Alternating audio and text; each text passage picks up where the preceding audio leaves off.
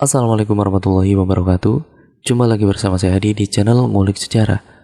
Pada video kali ini saya akan kembali lagi membacakan suatu kisah misteri yang kali ini masih tetap berjudul Pocong Sura. Cerita kali ini masih tetap ditulis oleh Mas Zero Point yang kali ini memasuki part yang kedua. Nah, bagaimana kelanjutan ceritanya? Kalian tentu pasti akan sangat penasaran dengan kelanjutan ceritanya. Dan sekarang memasuki part kedua, kita langsung saja menuju ke kelanjutan ceritanya. Perhatikan baik-baik karena ceritanya akan segera saya mulai.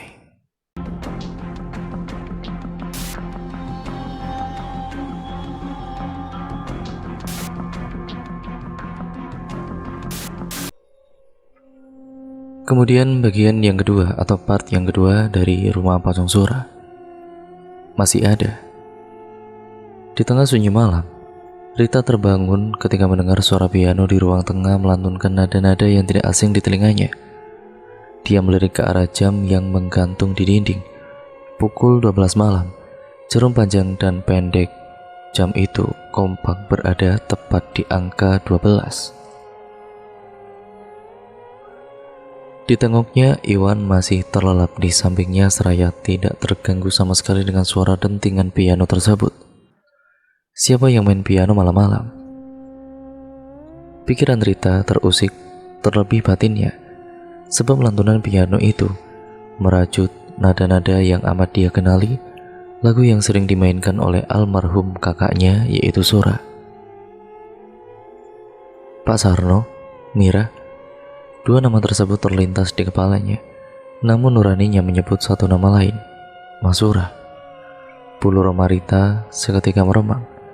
Logikanya sibuk bertarung melawan rasa takut yang hinggap secara tiba-tiba. Dia beranjak dari kasur, memilih untuk mengajak kedua bola matanya memastikan secara langsung kamar yang ditempati oleh Rita dan Iwan berada di sudut lantai 1, tepatnya berada di lorong kecil samping tangga. Rita membuka pintu kamar, pandangannya tersita oleh figura besar yang terpanjang di ujung lorong buntu yang mana menampilkan foto keluarga almarhum. Getir mulai terasa menguasai diri, yang mana tanpa sadar membuat bahunya bergidik ngari. Denting piano itu semakin terdengar jelas dari lorong. Rita melangkah perlahan, matanya menelisik, mencuri pandang melalui sela-sela sempit partisi sekat tangga. Nampak sosok pria dengan badan berisi yang sejatinya dia kenali. Pria itu tengah duduk memainkan piano yang letaknya memang membelakangi sudut pandang dari tempat Rita berdiri. Kedua matanya terbelalak, logika dan batinnya semakin riuh, memperdebatkan siapa sosok yang tengah bermain piano di hadapannya. Mira? Jelas bukan. Pak Sarno? Ya juga bukan. Mas Sura? Enggak mungkin. Rita merasa darahnya mengalir cepat, memberikan sensasi rasa merinding hebat. Jantungnya berdetak lebih cepat, langkahnya mulai gemetar, dan napasnya terdengar menderu tidak beraturan. Namun logika Rita terus mendorong kedua kaki tetap melangkah, guna menepis apa yang diyakini oleh batinnya. Semakin dekat, semakin jelas pandangannya, semakin runtuh pula pertahanan logika Rita. Postur tubuh sosok pria yang kini berada tepat di hadapannya begitu mirip dengan almarhum Sura. Kaki-kakinya kini mematung dan kedua mata Rita terbelalak seolah tidak percaya dengan apa yang ditangkap mata telanjangnya. Jemari sosok itu menekan keras beberapa not piano secara bersamaan. Kemudian permainan pianonya berhenti. Ngapain di sini? Jantungnya seraya menggelinding jatuh ke bawah. Begitu mendengar suara dari sosok itu, Rita tidak mampu berkata-kata. Tubuhnya memaku gemetar, dia panik ketakutan. Rita, ngapain di sini? Sosok itu mengulang pertanyaannya. Ingin rasanya dia berteriak keras memanggil siapapun agar menyelamatkannya dari situasi mengerikan ini. Namun apa daya, suaranya seolah tercekat di tenggorokan. Badannya mematung, jangankan untuk berlari, menggerakkan kaki-kakinya saja dia tidak mampu. Rita kehilangan kendali atas tubuhnya sendiri. Satu-satunya yang dapat dia lakukan ialah menutup mata. Rita tidak mampu mengontrol tempo napasnya yang tersengal-sengal. Ketakutan dan rasa panik yang menguasainya menemui jalan buntu. Tidak lama berselang, terasa angin berhembus singkat seraya menyapu daun-daun gugur. Dalam debar yang riuh di dalam dadanya, Rita memberanikan diri membuka mata. Sosok itu telah menghilang dari hadapannya. Satu napas panjang ditarik kemudian dihembuskan mengusir sesak. Baru saja sekejap dia mendapatkan lega, Rita seketika terperanjat. Begitu berbalik badan, dia mendapati sosok pria tadi telah berbalut kain putih, serupa pocong berwajah hitam gosong yang dipenuhi luka basah, berdiri tepat 1 jengkal di depan wajahnya. "Ngapain, Rita?" Bersamaan suara berat yang membentak marah itu, Rita tersentak sadar dengan keringat yang membanjiri keningnya. Dia mengalami mimpi buruk yang amat terasa nyata. Rita melihat ke arah jam di dinding. Pukul tepat 12.30 malam. Waktu yang sama seperti ketika dalam mimpinya tadi. Imajinasi Rita atau imaji Rita berubah bentuk guling putih yang tergeletak di pangkal pahanya menjadi memiliki wajah mengerikan mendiang kakaknya. Dia lalu mengerjapkan matanya, meski sudah menyadari bahwa yang dialaminya barusan hanyalah mimpi. Namun tetap saja, sensasi merinding ketir tidak ujung pudar. Malah terasa kian membekap, membuat dirinya merasa tidak tenang serta gelisah tanpa alasan. Papa, bangun." Rita membangunkan Iwan dengan kasar. "Pa, apa sih?" kesal Iwan. "Bangun, kita cari surat-surat itu sekarang, terus kita pulang," ujar Rita tergesa-gesa. "Mah, kita itu baru sampai loh. Ini juga masih tengah malam, kan masih ada hari esok," tangas Iwan. Mama ada urusan besok pagi," jawab Rita terbata-bata. "Urusan apa?" Pertanyaan Iwan tidak digubris lagi oleh Rita, yang telah beranjak dari kasur menuju ruang tengah. Iwan yang dibangunkan secara kasar ditambah suara bising dari ruang tengah membuat dirinya tidak lagi bisa melanjutkan tidur. Sedangkan dari kamar yang terletak di bagian belakang rumah, Pak Sarno sedari tadi kesulitan mendapat lelap. Dia disergap rasa cemas tidak berujung. Suara bising menggasak dari arah ruang tengah mengusik telinganya. Kenapa tengah malam? Pak Sarno bangkit dari posisi baringnya. Dia melangkah di ruang tengah untuk memeriksa. Dirinya terkesiap, nampak ruang tengah yang semula tertata menjadi berantakan dengan barang-barang lama yang berserakan di lantai. Kegelisahan Rita membuat dirinya tergesa-gesa membongkar asal, mengacak-acak seluruh laci, lemari, dan kabinet-kabinet penyimpanan barang di ruang tengah tanpa merapikannya lagi ke posisi semula. Astagfirullah. Rita terperanjat melihat Pak Sarno yang berdiri memandangi seisi ruang tengah. "Ngagetin aja sih Pak kamu itu." Tangan Rita mengusap-usap dada, menenangkan debar kecut jantungnya. Meskipun begitu, kehadiran Pak Sarno membuat Rita merasa lebih lega, karena sedari tadi dia merasa merinding sendirian menggeledah ruangan yang cukup luas ini. Ditambah dia menemukan benda-benda lama milik almarhum kakaknya. Masih terngiang jelas menguasai isi kepalanya ingatan tentang rupa mengerikan pocong hitam almarhum Sura yang belum lama mengganggunya di mimpi. "Ibu cari apa?" tanya Pak Sarno sembari memperhatikan seisi ruangan bak kapal pecah itu. "Apalagi, kan sudah saya kasih tahu tadi, saya cari surat-surat rumah ini. Kalau Bapak belum mau tidur, mending Bapak bantu saya cari ini," pinta Rita. Pak Sarno tidak bergeming, dia berdiri kaku dan bingung. Raut wajahnya menjelma menjadi cemas. Dirinya merasa seperti diperhatikan dari berbagai arah. Sesuatu yang buruk datang mengancam. Pak Sarno menoleh pelan ke arah jendela yang mengeroyok kegelapan ataupun gelapnya hamparan kebun teh. Beberapa saat hening, pria itu nampak getir. "Maaf Bu, saya nggak berani terlibat soal urusan keluarga Ibu," jawab Pak Sarno dengan getar dan terbata. Pak Iwan muncul dari kamar dengan wajah kusut. Ekspresi masam itu jelas tertuju pada Rita.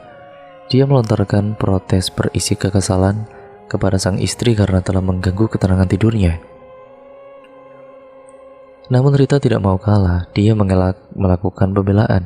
Meskipun semua yang keluar dari mulutnya hanya alibi belaka, mereka saling bertarik urat, berdebat. Pak Sarno yang berada di tengah suasana tidak nyaman menjadi canggung.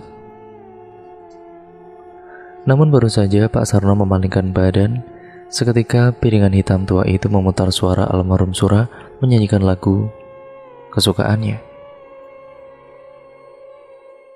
Dulu lagu itu terdengar sendu di telinga, namun kini menjelma menjadi nada-nada magis yang mampu mengubah suasana seketika terasa mencekam.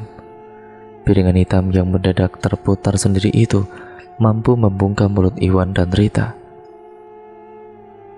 Derit besi yang beradu terdengar seperti ancaman peringatan yang menghentikan langkah Pak Sarno. Semua pasang mata kini menoleh ke arah mesin piringan hitam tersebut, bersama hening dan getir yang kini membekap mereka. "Ah!" Mira menjerit keras dari kamar atas. Jeritan itu begitu keras dan melolong panjang seraya menahan sakit yang amat dalam. Seluruh perhatian teralihkan. Kekhawatiran membekap cepat, membuat ketiga pasang kaki serentak bergegas menaiki anak tangga menuju kamar tempat Mira beristirahat. "Mira, Mira!" Pak Iwan mengetuk-ngetuk pintu kamar Mira yang tertutup rapat namun tidak ada jawaban sama sekali. "Mira, Mira!" "Pak, buka Pak, buka pintunya Pak, cepat!" Pak Sarno tidak kalah cemas. Subuh pendek di tengah situasi panik, Pak Iwan mendobrak paksa pintu kamar tersebut. Alangkah terkejutnya mereka melihat tubuh Mira mematung kaku di atas ranjang, wajahnya pucat pasi, bibir serta kuku-kukunya membiru, mulutnya menganga dengan lebar. Menyuarakan sisa-sisa jeritan yang masih terdengar serak parau seperti sesuatu yang besar telah masuk melalui rongga mulut kemudian menyusup lewat tenggorokan hingga membuat Mira nampak tercekat. Pandangannya kosong, bola matanya mengawang ke atas.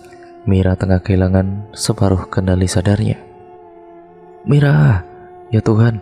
Rita kemudian menangis histeris. Pak Iwan pun terkesiap tidak percaya melihat kondisi sang anak di hadapannya. "Pak, Mira kenapa Pak? Mira kenapa?" Iwan dan Rita menjadi kalut. Pak Sarno tidak menjawab apapun. Kedua matanya pun menyapu sekeliling ruang, seolah menyelidik sumber bahaya. Tidak lama kemudian tubuh Mira kejang-kejang. Bola mata hitamnya telah berbalik memutar ke dalam, meninggalkan hingga hanya bagian putih di kedua matanya. Di tengah kejangnya, mulut Rita seketika menjeringnya lebar, kemudian dia tertawa. Namun suara tawa tersebut bisa dipastikan bukanlah Mira. Suara serak parau dan berat tertawa semakin keras seperti puas atas apa yang terjadi. Ketakutan Iwan dan Rita mundur setengah langkah. Namun seketika tangan Rita ditarik dan dicengkram keras oleh Mira. Mata mengawang itu kini beralih tajam ke arah Rita. Dirinya histeris, ketakutan, memohon ampun seraya tahu siapa di balik tubuh Mira tersebut. Kepala Mira bergerak pelan ke kiri dan ke kanan, lalu dengan suara bisikan kuat, Mira mengucap, "Mati." Cengkraman Mira di lengan Rita semakin kuat membuatnya berteriak mengerang kesakitan. Iwan sekuat tenaga membantu melepaskan cengkraman tersebut, sedangkan Pak Sarno terkesiap, matanya terbelalak. Namun dia hanya berdiri diam di posisinya menyaksikan peristiwa tersebut tanpa berbuat apapun. Tubuh Mira melemas. Bersama dengan itu, Rita berhasil melepaskan lengannya dari cengkraman kuat Mira. Nampak lengan Rita merah lebam seperti habis dikencet benda berat. Itu bukan Mira, ucap singkat Pak Sarno. Kalimat Pak Sarno barusan dibalas dengan tatapan sinis oleh Rita. Kita pulang sekarang, tegas Iwan yang nampak cemas. Jangan Pak, jangan sekarang. Sebaiknya tunggu langit terang saja, bahaya, ujar Pak Sarno. Apaan sih, ini masih malam. Lagian kita juga belum dapat surat-surat itu. Jauh loh kita kesini, masa pulang tangan kosong? Timbal Rita. Kamu itu ya? Iwan tampak marah. Perdebatan mereka semakin tidak terelakkan. Iwan tidak terima dengan sikap Rita yang lebih mementingkan egonya dibandingkan keselamatan sang anak yang tengah tidak berdaya di ranjang. Aku pulang sama Mira. Kalau kamu masih mau di sini, silakan, emosi Iwan. Dia mengangkat tubuh Mira namun tidak mampu. Aneh, mendadak bobot badan Mira menjadi amat berat hingga tidak mampu diangkat oleh Iwan. Beberapa kali dia mencoba lagi namun masih tidak berhasil. Belatung. Rita histeris melihat banyak belatung-belatung yang merayap keluar dari tubuh Mira. Semakin diperhatikan, belatung-belatung itu semakin menyerbak hingga menjalar ke isi ranjang dan jatuh ke lantai-lantai kamar. Tubuh Mira bak bangkai mayat busuk yang dipenuhi belatung. Sembari menangis, mereka mundur beberapa langkah. Kaki-kakinya refleks menghindari belatung-belatung yang kian menggeliat itu. Aroma tidak sedap seperti bau busuk sampah terendus entah dari mana. Pak, Bu, keluar kamar, teriak Pak Sarno. Iwan menarik tangan Rita memaksanya keluar kamar. Pak Sarno menutup kamar Mira dengan rapat kemudian menyusul Iwan dan Rita yang sudah lebih dulu turun ke ruang tengah. Kalau kita masih di dalam kamar, belatung-belatung itu gak akan berhenti, semakin banyak, jelas Pak Sarno. Rita pun menangis. Begitu juga Iwan, mereka tidak habis pikir mengenai apa yang terjadi pada Mira. Pak Sarno merenung, sejatinya dia mengetahui apa yang terjadi. Begitu pula dengan Rita yang memiliki dugaan yang sama. Namun semua itu disimpan oleh mereka. Logika mereka sekuat tenaga menolak bahwa itu merupakan sebuah ketidakmungkinan yang hanya berlandaskan pada kekhawatiran belaka. Suasana menjadi hening senyap, hanya sisa isakan tangis Rita yang sesekali terdengar. Saya sholat malam dulu, pamit Pak Sarno. Pak Sarno melangkah limbung, pikirannya melayang jauh, merakit satu persatu ingatan tentang kejadian buruk di masa lalu yang berkaitan dengan peristiwa malam ini. Raut wajahnya amat cemas. Usai berhasil merajut benang kusut dalam ikatannya, langkahnya terhenti. Pak Sarno terkesiap kehilangan keseimbangan. Dia nyaris roboh ke lantai jika tidak bertopang pada pilar kayu di dekatnya. Perlahan mimpi buruk yang dikhawatirkan Pak Sarno menjelma menjadi kenyataan yang menakutkan. Usai mengambil air wudhu, di dalam kamar Pak Sarno membentangkan sejadah, kemudian melakukan sholat malam dengan khusyuk. Selama sholat malam, Pak Sarno merasa ada mata tajam yang memperhatikannya dari jarak dekat. Dia berupaya mempertahankan konsentrasi ibadahnya, tidak bisa dipungkiri bulu-bulu kutuknya seketika meremang. Suasana begitu hening hingga Pak Sarno mampu mendengar suara detak jantungnya sendiri berpacu dengan detik pada jam dinding. Pada posisi ruku, Pak Sarno merasa ada sosok yang mengikuti gerakan sholatnya di belakang. Dia bangun, sosok itu kemudian mengikuti.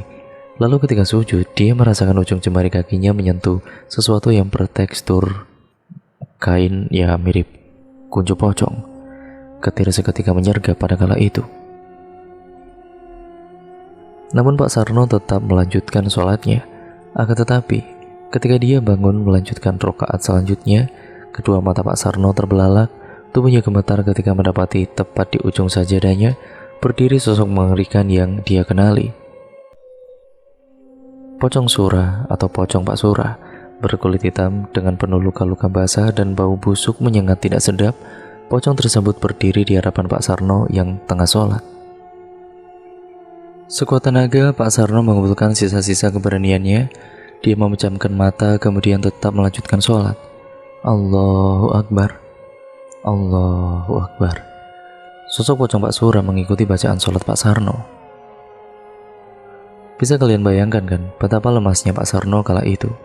Namun meskipun disergap takut dan tubuh gemetar tidak terkendali, Pak Sarno tetap melanjutkan sholatnya di hadapan pocong yang berdiri tepat di ujung sajadahnya.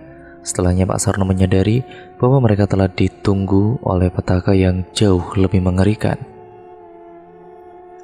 Dan cerita pun akhirnya bersambung lagi ke part yang selanjutnya ya teman-teman. Nah, kalian pasti penasaran kan bagaimana ceritanya?